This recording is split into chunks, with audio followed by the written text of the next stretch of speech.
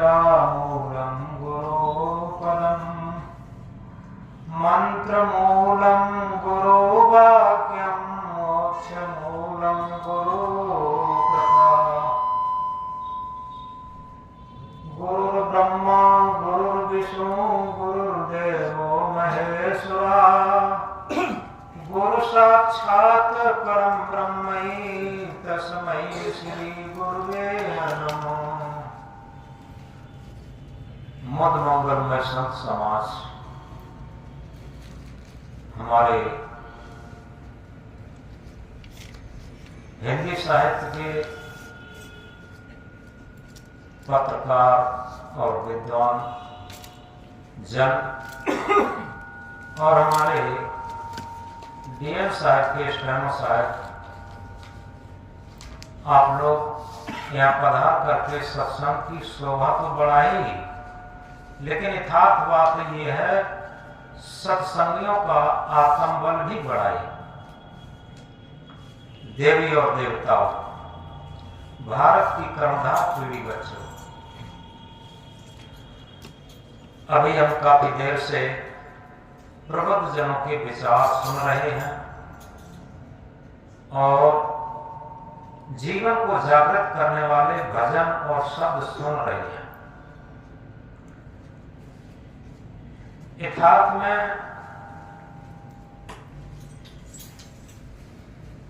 Shri Ved Prakash ji steno साहब ने एक बड़ी मार्मिक बात कही थी कि भाग्य के निर्माता हम स्वयं हैं। ये बहुत महत्वपूर्ण चीज है। सदगुरु बताते हैं अपने अपने कर्म पर अपना ही अधिकार, स्वयं बनावे कर्म पथ स्वयं मिटा बनहार। यथार्थ में अगर हम सही तरीके से कर्तव्य पथ को समझ पाए तो निश्चित है हमें कहीं गिड़गिड़ाना नहीं पड़ेगा। और ये तब होता है कि जब हम अपने अंदर कायरता लाते हैं कि कोई हमारे पाप काट दे, कोई हमारा भाग्य निर्मित कर दे। ये सब कायरतापन है। न तो कोई दूसरा हमारे पाप काट सकता और न कोई दूसरा हमारे भाग्य को निर्मित कर सकता। जिस तरीके से अध्यापक बहुत योग्य हो लेकिन विद्यार्थी न पढ़ना चाहे तो क्या होगा? इसी तरीके से जितने भी संत गुरुजन महापुरुष भक्तजन हमारे भारतवर्ष में आए, वो सब एक प्रज्वलित दीपक बन करके आए और इंकलाब के साथ हमारे जीवन को जगाने के लिए आए, हम लोगों को जगाने के लिए आए। क्योंकि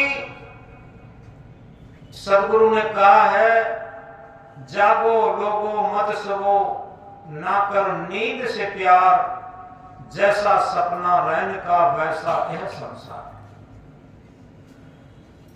सभी लोग जागो। और जागना क्या है? तब जानो सोबत से जागे, विषय वासना मन से त्यागे। यथार्थ में हमारे जीवन का वो क्षण बहुत मूल्यवान है जिस टाइम हमारा मन निर्मल हो, पवित्र हो, अंतःकरण पवित्र हो, निर्मल हो, उस टाइम हमारा जीवन पूर्ण जागृत होता। तो इसलिए इस पर हम थोड़ा विचार करें। अपने अपने कर्म पर अपना ही अधिकार, स्वयं बनावे कर्म पथ स्वयं मिटावनहार। सदगुरु कबीर साहब इंकलाब करके कहते हैं, कबीर कमाई आपनी निष्फल कबहू न जाए, बोया पेड़ बबूल का आम कहां ते खाए। अगर हमने अपने खेत में बबूल का बीज बो दिया। कबीर साहब की वाणी बड़े साधारण लोग भी समझ सकते हैं। जिस तरीके से अपने खेत में हमने बबूल का बीज बोया है, तो बबूल का ही अंकुर निकलेगा, वृक्ष बनेगा, कांटे लगेंगे। आशा करें इसमें हमें पके पके आम के फल खाने को मिलेंगे, तो कहां से मिलेंगे। सदगुरु हमें जगाने के लिए कहते हैं, कबीर कमाई अपनी निष्फल कभू न जाए, बोया पेड़ बबूल का आम कहां से खाए। सुर नर मुनि और देवता सात दीप नौ खंड, चाहे सुर हो, नर हो, मुनि हो, देवता हो, कोई भी हो। हम ये न समझें जैसे हम ये ड्रेस पहने बैठे हैं तो अगर हम पाप कर्म करेंगे तो हमें उसका परिणाम जरूर भोगना पड़ेगा। इसीलिए सदगुरु ने जगाया, हम इस भ्रम में न रहें कि हमारे पास बहुत बड़ा बेस है, ड्रेस है, महंत है, महामंडलेश्वर है, गुरु है, आचार्य है, पीर है, औलिया है, पद है, प्रतिष्ठा है, धन है, दौलत है। ये सब बहुत छोटी चीजें हैं। वो कहते हैं, सुर नर मुनि और देवता सात दीप नौ खंड, कहें कबीर सब भोग या देह धरे को दंड। सभी को अपने कर्म का परिणाम भोगना पड़ेगा। एक्शन टू रिएक्शन, क्रिया की प्रतिक्रिया होती है।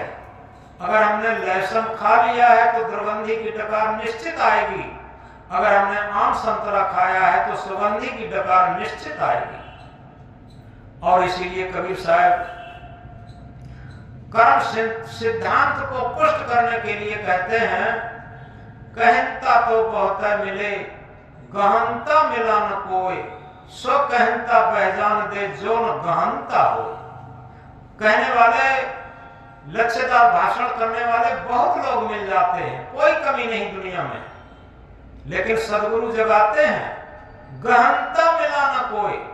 ऐसे लोग बहुत कम मिलते हैं जो उस पर स्वयं चलते हैं, उसे अपने आचरण में उतारते हैं। आगे वो कहते हैं आदि साखी में, सो कहनता पहचान दे जो न गहनता हो। उस केवल कहने वाले लोग को, ज्ञान की लक्ष्यदार भाषण करने वाले लोगों को बह जाने दे। क्यों? जो ग्रहण न करता। एक अंग्रेजी की कोटेशन में कहा है, character is the transcription knowledge into action. ज्ञान का क्रिया में बदलना ही आचरण है। तो हम जिसे आचरण समझते हैं, जब तक हम आचरण अपने अंदर धारण नहीं करेंगे, अपने अंदर उतारेंगे नहीं, उसके अनुसार अपने जीवन को ढालेंगे नहीं, तब तक आचरण नहीं होगा। और इसीलिए कहा है, धर्म धर्म तो सब कहें, मजहब धर्म ना होए, निर्मल मन का आचरण सत्य धर्म है सोए। हम आज धर्म धर्म चिल्ला रहे। जिस तरीके से पानी पानी चिल्लाने से प्यास नहीं जाएगी, भोजन भोजन रटने से भूख नहीं जाएगी, इसी तरीके से धर्म धर्म चिल्लाने से धर्म नहीं होगा। धारण करे तो धर्म है, नहीं तो थोथी बात। सूरज उगे तो दिवस है, नहीं तो काली रात। अगर हमने धर्म को धारण कर लिया तो धर्म हो गया। केवल धर्म धर्म चिल्लाने से नहीं होगा। जिस तरीके से हम दिन दिन चिल्लाएं, कुछ अभी नहीं होगा। जब तक सूरज उदय नहीं होगा तब तक दिन नहीं हो सकता। इसलिए हमारे जीवन में सबसे बड़ा महत्व यह है कि हम स्वयं अपने कर्तव्य पर भरोसा रखें और अपने कर्म पथ को समझें। और ये तभी होगा जब हमारे मन मस्तिष्क में अच्छा विचार होगा। ये कहा है, उठता है विचार तो उठता है आदमी, उठता है विचार तो उठता है आदमी, और गिरता है विचार तो गिरता है आदमी। आदमी का सबसे बड़ा जो उन्नत की तरफ जाने का स्रोत है वो अच्छे विचार है। हमारे अच्छे विचार होंगे तो अच्छे कर्म होंगे, अच्छे कर्म होंगे तो अच्छे संस्कार होंगे। अच्छे संस्कारों की पूंजी दुनिया में सबसे बड़ा धन है। जिसे सद्गुरु ने कहा है, अरब खरब लो द्रव्य हो उदय अस्त लो राज, अरब खरब लो द्रव्य हो उदय अस्त लो राज, भक्त महातम ना तुले ये सब कौन है काज। अरब से खरब तक द्रव्य हो जाए, उदय से अस्त तक राज हो जाए, लेकिन भक्ति की महिमा के समतुल्य नहीं हो सकता। यथार्थ में भक्ति कोई बाहरी दिखावा नहीं है, बाहरी आडंबर नहीं है। सांख्य दर्शन में कपिल जी ने कहा है, स्वस्वरूप अनुसंधानम भक्तिर अवधीयते। अपने स्वस्वरूप, आत्म स्वरूप, चेतन स्वरूप, इसकी खोज करना, अनुसंधान करना सच्ची भक्ति है। लेकिन विचार करें, जीवन में हम सारी चीजों की खोज करते हैं, लेकिन क्या कभी विचार किया जिसके बिना ये हमारा जीवन नहीं होगा। उस सत्य सत्ता, आत्म सत्ता, परमात्मा सत्ता, ब्रह्म सत्ता, सुप्रीम सत्ता जो हमारे अंदर विराजमान है, जिसके बिना जीवन नहीं रहता और जिसके रहने तक जीवन रहता, क्या कभी उसकी खोज करना शुरू की, उसकी जानकारी करने की हमने जरूरत समझी। यथार्थ में जब हम, जिसे कहा है कि body is the motor and soul is the driver, शरीर एक मोटर के समान है, आत्मा इसमें एक ड्राइवर के समान है। यथार्थ में शरीर को तो हम जीवन भर खूब सजाते संवारते और मानते हैं, लेकिन विचार करें, जन्म से लेकर मृत्यु काल तक क्या इसकी ड्राइविंग सत्ता, सत्य सत्ता, आत्म सत्ता को भी जानने की कोशिश करते, मानने की कोशिश करते, उसमें स्थित होने की कोशिश करते, उस आत्म आवाज को भी सुनते। इन चीजों को सुनना, इन चीजों को जानना, इन चीजों को मानना आध्यात्म पथ है। क्योंकि यथार्थ में देह को मैं मानना सबसे बड़ा ये पाप है, देह को मैं मानना सबसे बड़ा ये पाप है, सब पाप इसके पुत्र हैं, सब पाप का ये बाप है। शरीर को मैं मानना ये दुनिया का सबसे बड़ा पापों का स्रोत है। जिस तरीके से हम किसी मकान में रहते हैं तो क्या कहते हैं, ये मकान मेरा है।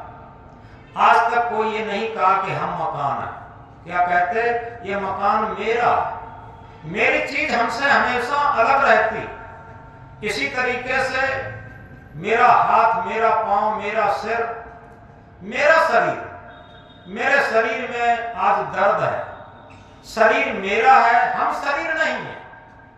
और जब इस बात को हम समझने लगे अंदर से कि शरीर तो ये प्रकृति का 5 तत्वों का हड्डी मांस का पुतला, ये हमारे रहने का मकान मात्र है।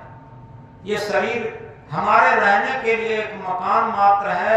ये सही तरीके से जब समझ में आ जाए तो निश्चित है बात साफ हो जाएगी। अहम शुद्ध चेतन ज्ञान स्वरूपम अजर हम अमर हम अखंडम अनुपम। हम शुद्ध चेतन है, ज्ञान स्वरूप है, अजर अमर अखंड अविनाशी है। हम शरीर नहीं है। और जब तक शरीर मानते रहते हैं तभी तक हमारे अंदर मन की गुलामी चलती, इंद्रियों की गुलामी चलती, हमारा जीवन स्वतंत्र नहीं हो पाता। स्वतंत्रता का अर्थ लोग समझ नहीं पाते।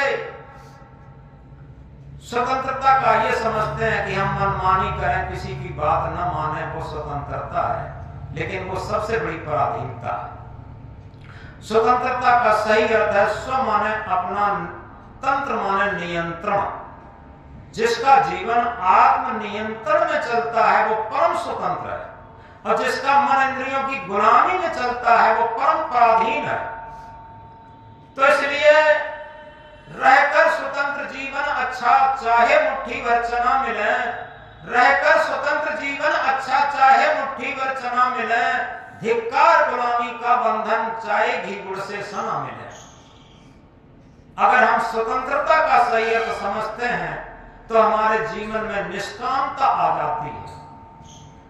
तो कहा है निष्काम जनित सुख सन्मुख अमृत वही नित्य हम पान करें। हमारे अंदर अगर निष्कामता आ गई, जिसे कहते हैं चाह रहित जीवन, चाह गई चिंता मिटी मनुआ बेपरवाह, जिनको कछु न चाहिए सोई सहन पद साह, वही सम्राटों के सम्राट। तो इस तरीके से ये हमारी मन की हविस हमें हैवानियत की तरफ ले जाती। कहा है हविस की हविस इंसान को हैवान बना देती है, हविस की हविस इंसान को हैवान बना देती है, हविस की चोट इंसान को इंसान बना देती है। अगर हविस से बचें जीवन भर तो इंसान को भगवान बना देती है। अगर इस हविस से जितना हम निकल सकें, जितना निष्काम जीवन जी सकें, वह हमारा परम स्वतंत्र जीवन होगा, परम शांत जीवन होगा, परम आनंदित जीवन होगा, परम मस्त जीवन होगा। तो इस प्रकार इसके लिए क्या सूत्र है, सदगुरु बताते हैं, करे गलती और न जाने उसे शैतान कहते हैं। जैसे बच्चे छोटे छोटे होते हैं, वह नहीं जानते कि हम गलती कर रहे हैं। करे गलती और न जाने उसे शैतान कहते हैं, करे गलती और न माने उसे हैवान कहते हैं। गलती पर गलती किए जाता है और मानता नहीं है, उसी को हैवान कहते हैं। करे गलती और न जाने उसे शैतान कहते हैं, करे गलती और न माने उसे हैवान कहते हैं, और करे गलती और मान ले उसी को इंसान कहते हैं, और कभी गलती ना करे उसी को भगवान कहते हैं।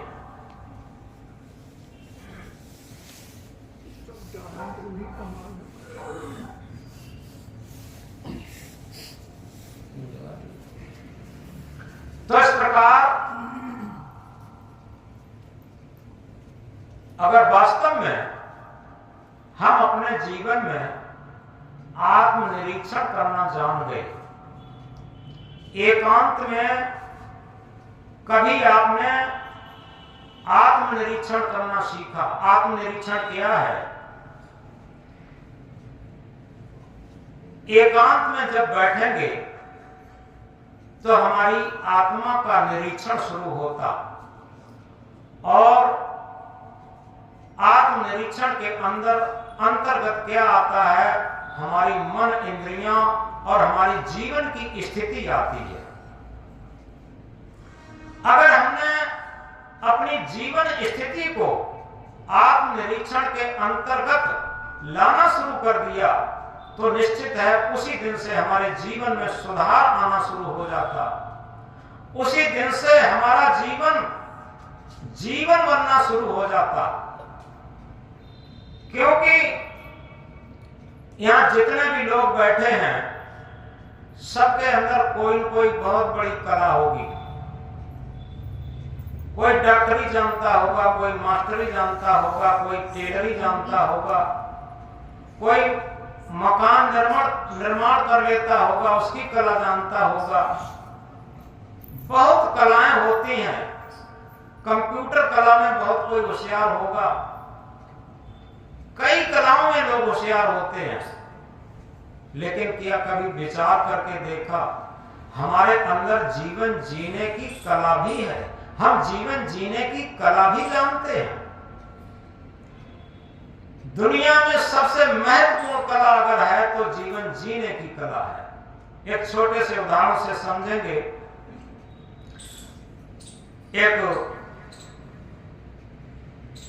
एक व्यक्ति था, बहुत मेहनत किया, और मेहनत करने के बाद वो एक छोटा सेठ बन गया। और अधिक मेहनत किया और एक बड़ा सेठ बन गया। अब बड़ा सेठ बनने के बाद उसके पास धन दौलत, सोना चांदी, रुपया पैसा, मकान महल, फैक्ट्री, कल कारखाना, घोड़ा गाड़ी वाहन, इनकी कोई कमी नहीं रही। सब कुछ पर्याप्त मात्रा में हो गया।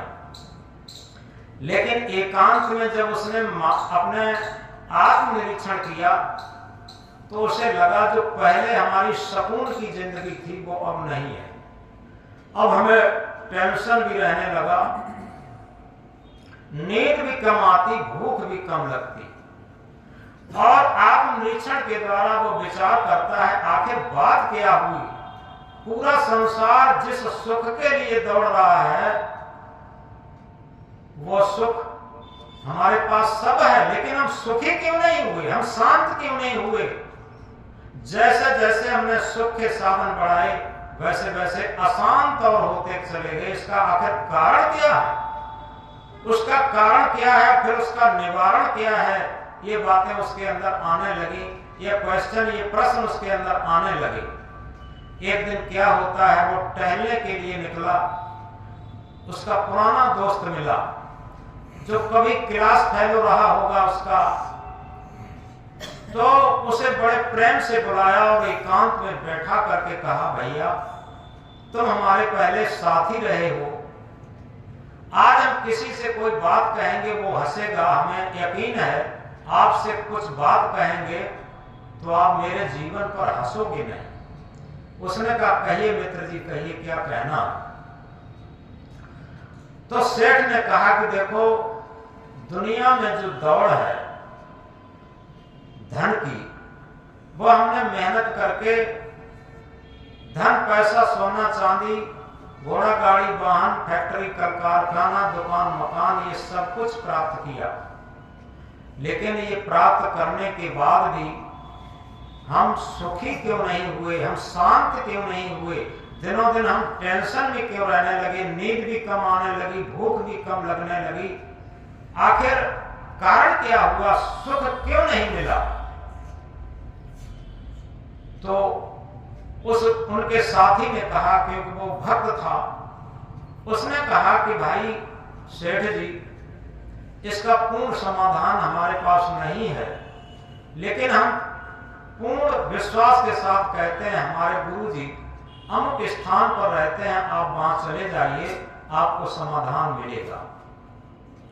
सेठ जी वहां पहुंचे, उन संत गुरु के पास नमन करके उन्होंने कहा कि गुरुदेव, आपके पास में एक प्रश्न लेके आया हूं। गुरुजी ने कहा, कहिए क्या प्रश्न लाए हो। कि दुनिया जिस सुख के लिए दौड़ रही है वो सारा सुख मेरे पास है। धन दौलत, सोना चांदी, रुपया पैसा, मकान महल, फैक्ट्री, कल कारखाना, घोड़ा गाड़ी वाहन, इसकी कोई कमी नहीं है। लेकिन अब रात दिन हम टेंशन में, चिंता में रहने लगे, भूख भी कम लगती, नींद भी कम लगती। आखिर हम सुखी क्यों नहीं हो पाए। तो उन गुरुजी ने, उन संत ने बात कही, और वो बात उनकी नहीं, वो सबकी होगी। उन्होंने कहा, उत्तर दिया कि देखो सेठ जी, जो तुमने रुपया पैसा सोना चांदी इकट्ठा किया है, ये रुपया पैसा सोना चांदी की उन्नत हो गई। तुमने फैक्ट्री, कल कारखाना, मकान महल बनाए हैं, ये फैक्ट्री, कल कारखाना, मकान, दुकान की उन्नत हो गई। तुमने सोना चांदी इकट्ठा किया है, ये सोना चांदी की उन्नत हो गई। तुमने घोड़ा गाड़ी वाहन इकट्ठे किए हैं, ये घोड़ा गाड़ी वाहन की उन्नत हो गई। लेकिन कभी विचार किया है कि जीवन क्या है और जीवन की उन्नत कैसे करें। जब तक जीवन की उन्नत नहीं होगी तब तक तुम्हें सुख शांति नहीं मिलेगी। और उन्होंने गुरुजी ने कहा, झूठे सुख को सुख कहे, मानत है मन मोद, जगत चमेना काल का, कुछ मुख में कुछ को। सारी दुनिया झूठे सुख को सुख मान रही और मन में बड़ी प्रसन्नता मान रही, खुशी मना रही। झूठे सुख को सुख कहे, मानत है मन मोद, जगत चवेना काल का कुछ मुख में कुछ बोल। ये पूरा संसार मानो काल का चवेना है। जैसे हम लोग चवेना जब चबाते हैं तो कुछ मुख में डाल लेते हैं, कुछ को गोद में या जेब में रखते हैं। ऐसे ही काल सारे प्राणियों को अपने मुख में डाल रहा है। कुछ उसमें मुख में जा चुके हैं और कुछ को डालने की तैयारी में है। ये बात सुनते ही सेठ का अहंकार गला 50%।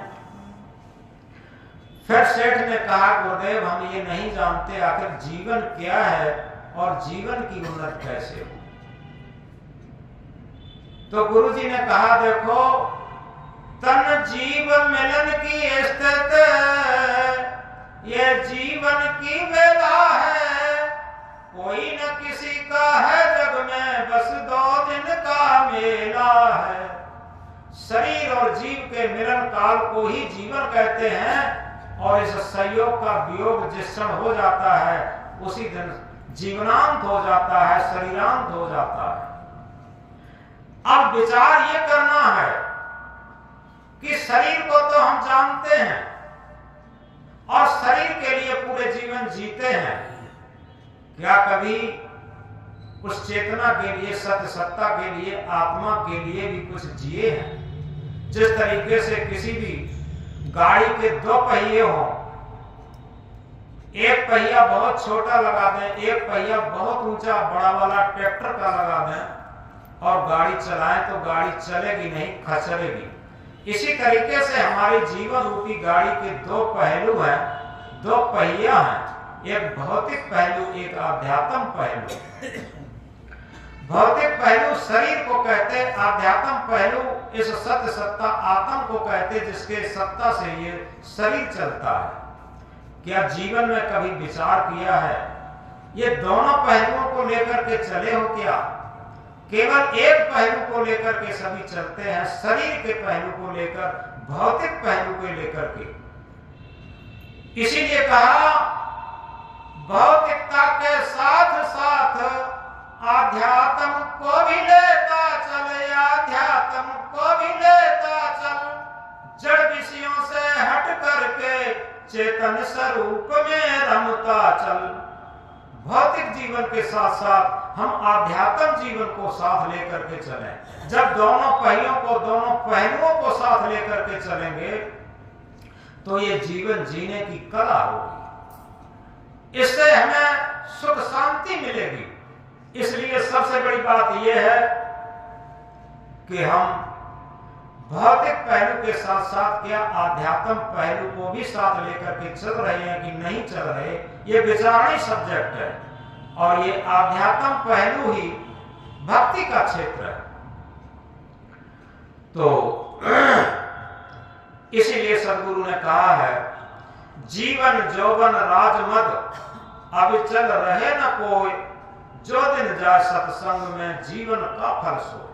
हमारे पास जो कुछ भी है, जीवन है, जवानी है, पद है, प्रतिष्ठा है, कुछ भी है, ये सब स्थिर रहने वाली चीजें नहीं है। सब क्षणिक हैं और छूट जाने वाली चीजें। जो क्षण, जो हमारी श्वासें सत्संग में निकल जाएं, वो हमारी जीवन की सच्ची सार्थकता है।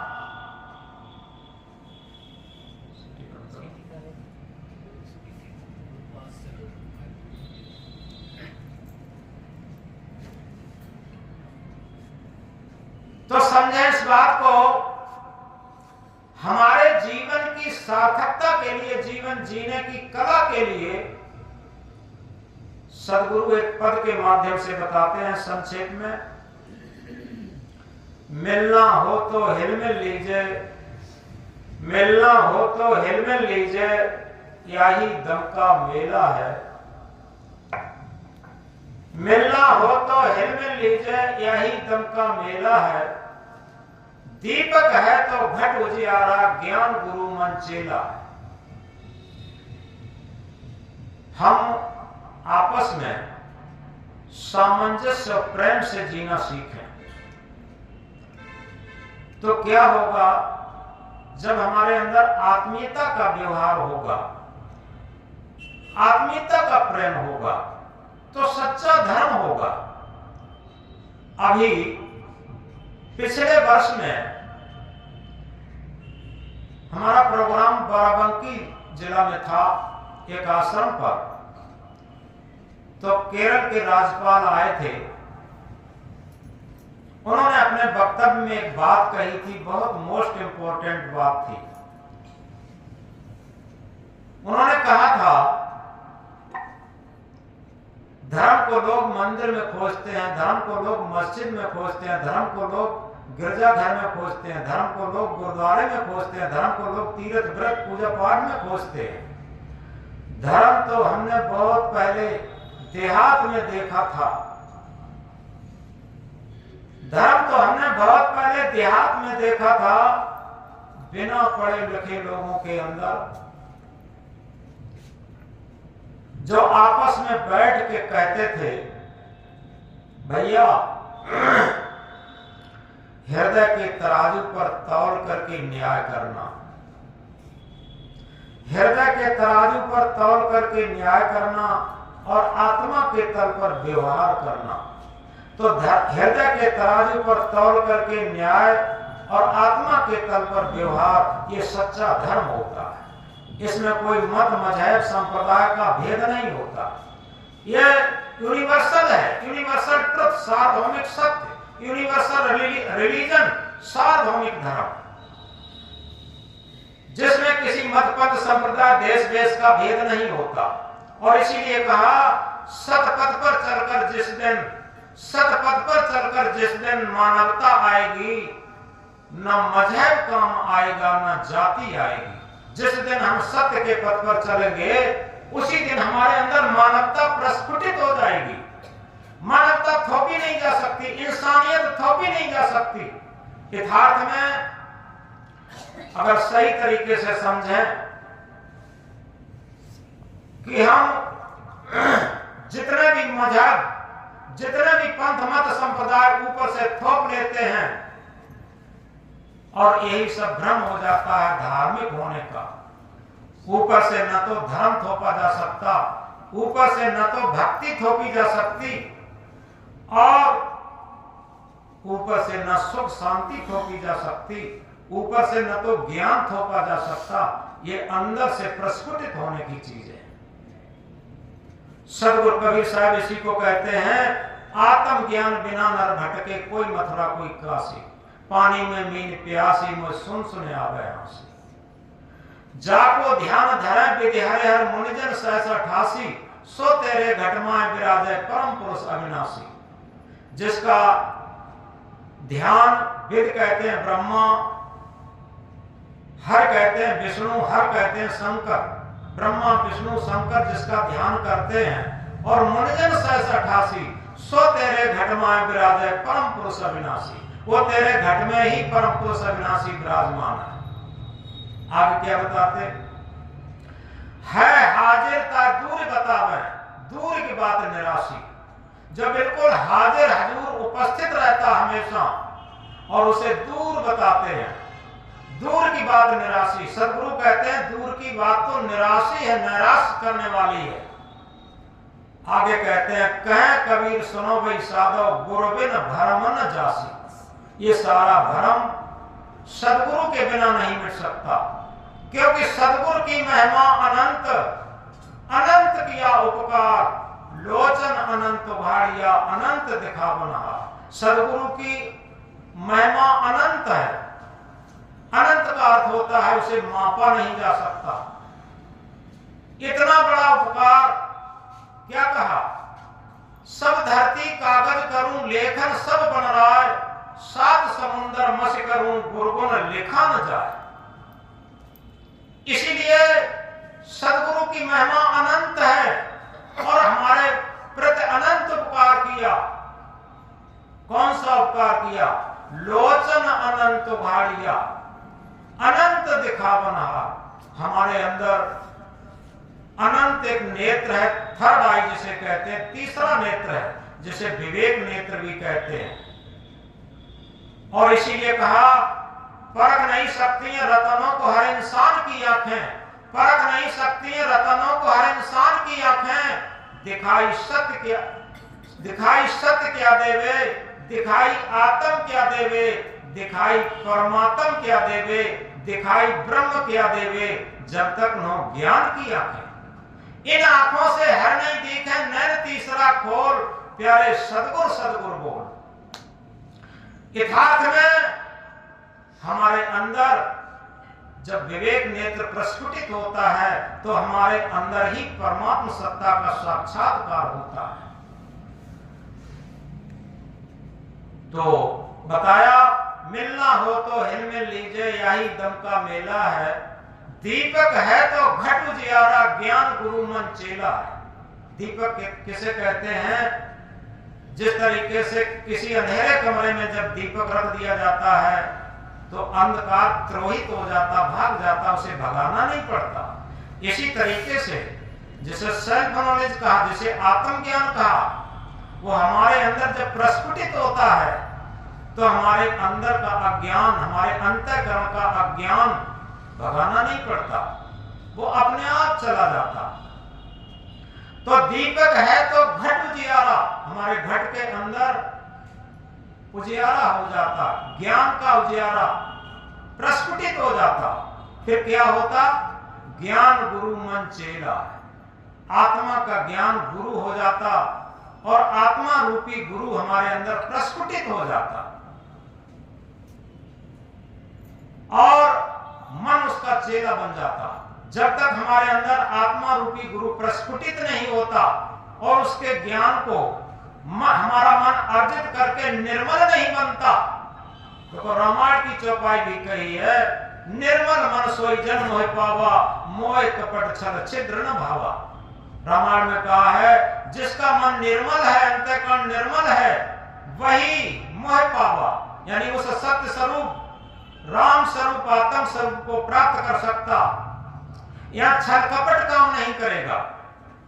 सदगुरु कबीर साहब ने कहा, कबीर मन निर्मल भया जैसे गंगा नीर, पीछे पीछे हर फिरे कहे कबीर कबीर। तो इस तरीके से दीपक है तो घट उजियारा, ज्ञान गुरु मन चेला, या कि समझ परे सोई मानुष नहीं माटी का ढेला।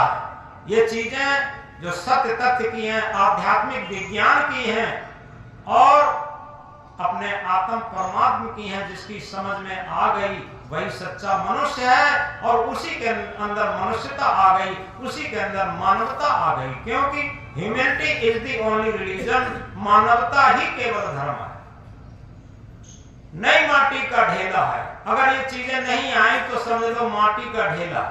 आगे क्या बताते? बौरा गांव अनोखी बस्ती, कोई हंसता कोई रोता। बौरा किसे कहते हैं? पागलों का गांव। यह सारा संसार एक पागलों का गांव है। इसमें कोई हंस रहा है, कोई रो रहा है, कोई दुखी है तो कोई सुखी है। बौरा गांव अनोखी बस्ती, कोई हंसता कोई रोता है। इस जग की ये बात निराली, सुख महंगा दुख सस्ता। इस संसार की ये बात बहुत निराली है, इसमें सुख बहुत महंगा है। पूरा जीवन दांव पर लगा देते हैं, किसके लिए? कि हमें सुख मिलेगा, सुख मिलेगा, सुख मिलेगा, ऐसा काम कर रहे सुख मिलेगा, ऐसा काम कर रहे सुख मिलेगा।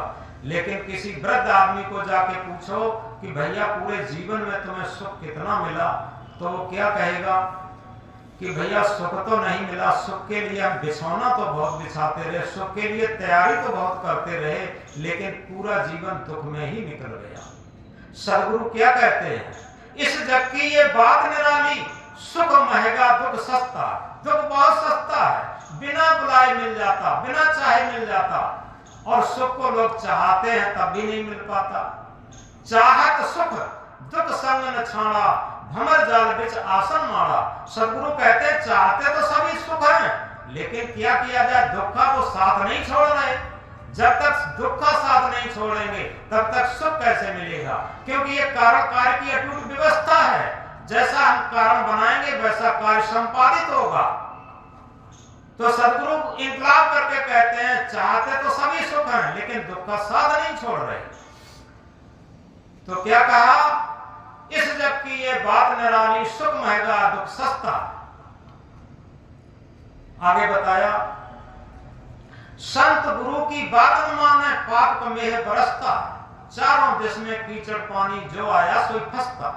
यथार्थ में माता पिता, संत गुरुजन, सदशास्त्र, महापुरुषों की बात नहीं मानते, केवल मन की और इंद्रियों की गुलामी में पड़े रहते और इसी में अपने को बहुत योग्य मानते। तो कहा है संत गुरु की बात न माने पाप मेह बरसता है, चारों दिश में कीचड़ पानी जो आया सोई फंसता। जो इस भूतल पर आया भाई इसी में कीचड़ में फंस जाता। आगे बताया अमरापुर से आया बंदे अमरापुर को जाना है, कहे कबीर सुनो भाई साधो ऐसी लगन लगाना। यथार्थ में तू शुद्ध बुद्ध और अजर अमर अविनाशी था और उसी स्थिति में तुम्हें पहुंचना था, उसी शांति के सागर में, आनंद के सागर में, मुक्ति के सागर में तुझे पहुंचना था, लेकिन तू कहां कीचड़ में फंस गया। सदगुरु जगाते हैं, सदगुरु इंकलाब करके कहते हैं कहे कबीर सुनो भाई साधो ऐसी लगन लगाना है। तू तो अजर अमर आनंद स्वरूप था, लेकिन तू कहां कीचड़ में फंस गया। तो इस प्रकार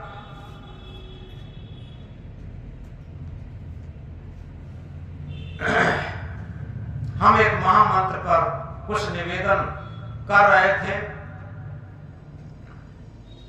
क्या अपने अपने कर्म पर अपना ही अधिकार स्वयं बनावे, कर्म पद स्वयं मिटा बना। इसी के साथ हम इस बात को जोड़ने, जानो अपने आप को, खोजो अपने आप, अपने को जाने बिना मिटे नहीं संता। याद रखें, क्या हमने दुनिया की सारी चीजों को जान लिया है?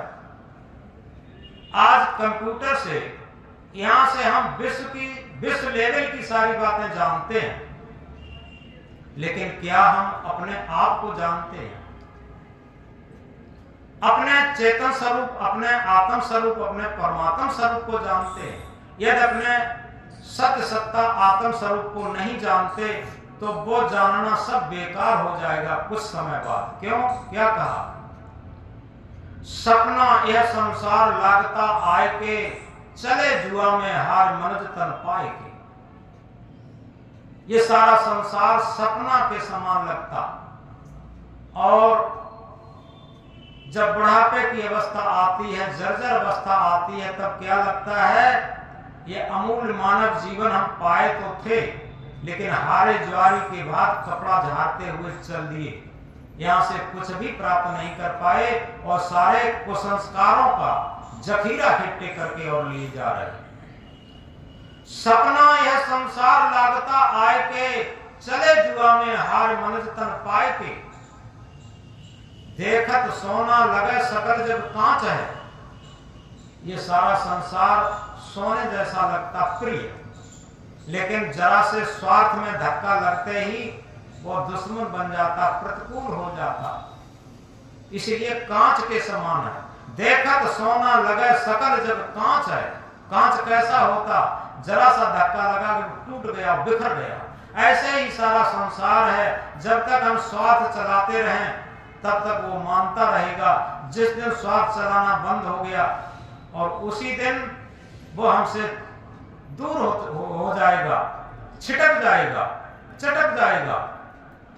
तो देखत सोना लगे सकल जब कांच है, जीवन कहिए झूठ से मरना साच है। यथार्थ में ये सारा जीवन झूठ मूठ खेल के तरीके से होता है। एक छोटी सी बात इसी बीच आ गई याद।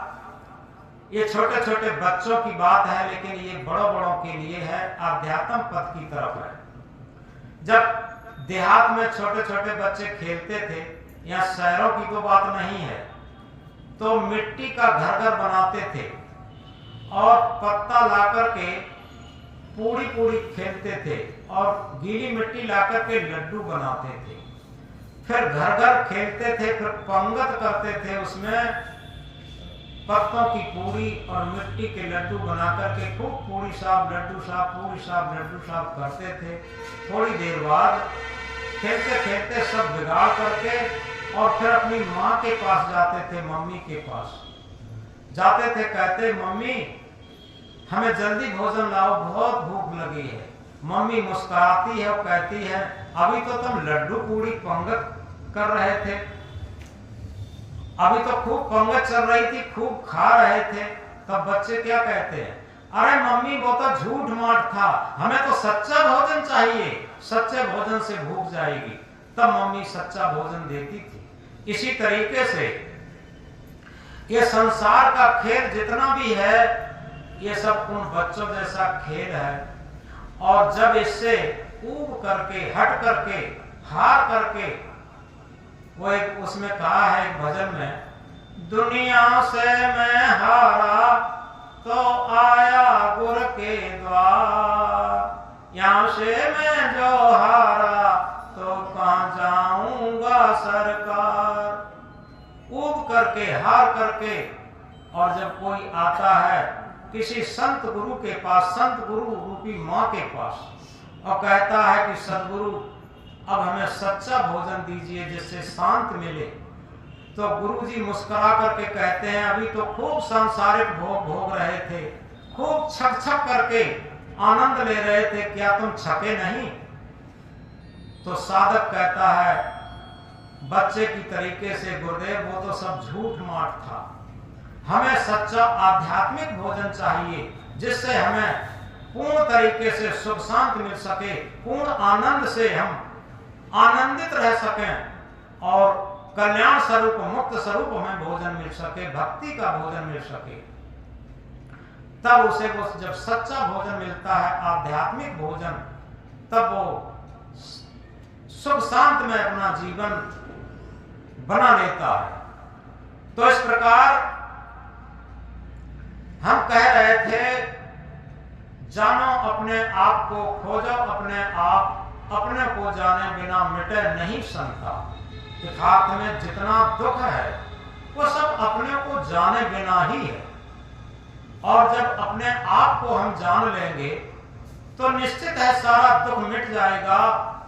और वही बात ज्ञान गुरु मन चेला है, हमारा आत्मज्ञान गुरु हो जाएगा और मन उसका शिष्य चेला बन जाएगा। मन आत्मा के अनुकूल चलेगा, प्रतिकूल नहीं चलेगा। तो इसलिए ये आध्यात्म क्षेत्र के कुछ सूत्र आप लोगों के समक्ष प्रस्तुत किए। यथार्थ में जितना हमारा जीवन जागृत होता चला जाएगा उतना ही हम सत्य सत्ता के नजदीक पहुंचते चले जाएंगे, और जितना हमारा जीवन सोता है। और इसलिए क्या कहा, सदगुरु तेरे ज्ञान ने इंसान बना दिया, इंसान बना दिया, जीना सिखा दिया, जीना सिखा दिया, मरना सिखा दिया। सदगुरु तेरे ज्ञान ने इंसान बना दिया। यथार्थ में सच्चे सदगुरु का सच्चा ज्ञान हमारे अंदर इंसानियत पैदा कर देता, मानवता पैदा कर देता, ह्यूमैनिटी पैदा कर देता। और जब ये हमारे अंदर इंसानियत आ जाती तो हमारा जीना आ जाता। क्योंकि सदगुरु कबीर साहब इंकलाब करके कहते हैं, कबीर जब हम पैदा हुए जगत हंसा हम रोए, ऐसी करनी कर चलो हम हंसे जग रोए। बच्चा जब जन्म लेता है तो सारा समाज, सारा परिवार ढोल बजाता, खुशी मनाता, लेकिन बच्चा रोता है।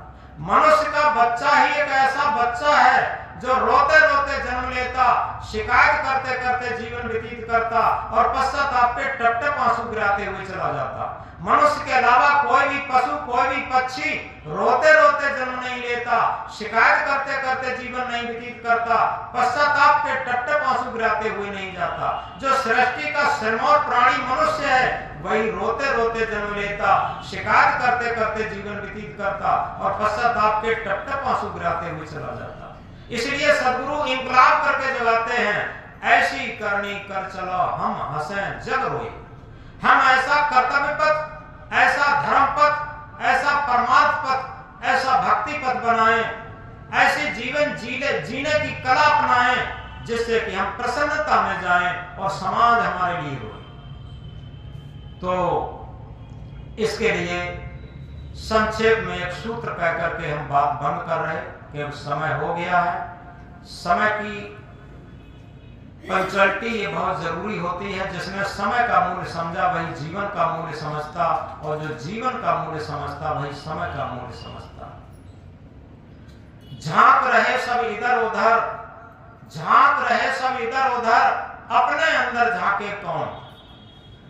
दुनिया सुधरे सब चिल्लाते, निज को आज सुधारे कौन। हम समाज में देखते हैं, परिवार में देखते हैं, पति सोचता है पत्नी सुधर जाती तो बड़ा अच्छा होता, पत्नी सोचती है पति सुधर जाता तो बड़ा अच्छा होता, सास सोचती है बहू सुधर जाती तो बड़ा अच्छा होता, बहू सोचती है सास सुधर जाती तो बड़ा अच्छा होता, पुत्र सोचता है पिता सुधर जाता तो बड़ा अच्छा होता, पिता सोचता है पुत्र सुधर जाता तो बड़ा अच्छा होता। लेकिन अपने को कोई नहीं सुधारना चाहता। लेकिन आध्यात्म पथ, भक्ति पथ क्या कहता, झांक रहे सब इधर उधर, अपने अंदर झांके कौन। दुनिया सुधरे सब चिल्लाते, निज को आज सुधारे कौन। पर उपदेश कुशल बहु तेरे, पर उपदेश कुशल बहु तेरे, निज पर आज विचारे कौन, निज पर आज विचारे कौन। हम सुधरेंगे जग सुधरेगा, हम सुधरेंगे जग सुधरेगा, इतनी सी बात विचारे कौन। यथार्थ में हम एक राष्ट्र की इकाई हैं। अगर हम समझ लें कि हमें सुधरना है तो समझो राष्ट्र की एक इकाई सुधर गई। इकाई का बहुत बड़ा मूल्य होता। लेकिन क्या सोचते हैं कि दुनिया सुधर जाए। सबसे बड़ी विडंबना ये है, सबसे बड़ा भ्रम, सबसे बड़ा अज्ञान ये है, हम स्वयं नहीं सुधरना चाहते। हम स्वयं अपदीपो भव नहीं होना चाहते। जब तक हम स्वयं प्रज्वलित दीपक नहीं होंगे, क्योंकि एक प्रज्वलित दीपक से हजारों बुझे हुए दीपक जलाए जा सकते, और हजारों बुझे हुए दीपक किसी अंधेरे कमरे में रख दो तो कुछ भी अंधकार नहीं भाग सकता। तो इसलिए ये कहा है, फूल बनकर मुस्कुराना जिंदगी है, फूल बनकर मुस्कुराना जिंदगी है, मुस्कुराकर गम भुलाना जिंदगी है। सुख तो किस पर नहीं आए। राम को देखिए, कृष्ण को देखिए, जिन्हें हम भगवान कहते हैं, उनको बड़े बड़े कष्ट आए। लेकिन क्या है, वो कष्ट को अपने आध्यात्म बल पर सहते हुए और आगे बढ़ते रहे। क्योंकि डिफिकल्टीज मेक्स मैन, कठिनाइयां आदमी को बनाती हैं। वो पथ क्या, पथिक सफलता क्या, जिस पथ में बिखरे सूर्य हो, उस नाविक की धैर्य परीक्षा क्या, यदि धाराएं प्रतिकूल हो। सुरखरू होता है इंसान ठोकरें खाने के बाद, सुरखरू होता है इंसान ठोकरें खाने के बाद, हिना रंग लाती है पत्थर पे घिसने के बाद। तो हम समझें, फूल बनकर मुस्कुराना जिंदगी है, मुस्कुराकर गम भुलाना जिंदगी है। जीत कर मुस्कुराए तो क्या हुआ, जीत कर मुस्कुराए तो क्या हुआ, हार कर भी मुस्कुराना जिंदगी है, हार कर भी मुस्कुराना जिंदगी है। तो इस तरीके से अंतिम बात कहकर के बात बंद करते हैं। हमने देखा है पत्थर पिघलते हुए, हमने देखा है पत्थर पिघलते हुए, शीत जल से भी शोले निकलते हुए, शीत जल से भी शोले निकलते हुए। तुम न बदलोगे कैसे ये विश्वास हो, तुम न बदलोगे कैसे ये विश्वास हो। हमने देखा है मौसम बदलते हुए, हमने देखा है मौसम बदलते हुए। बोलो सतगुरु कबीर साहब की जय जय। गुरु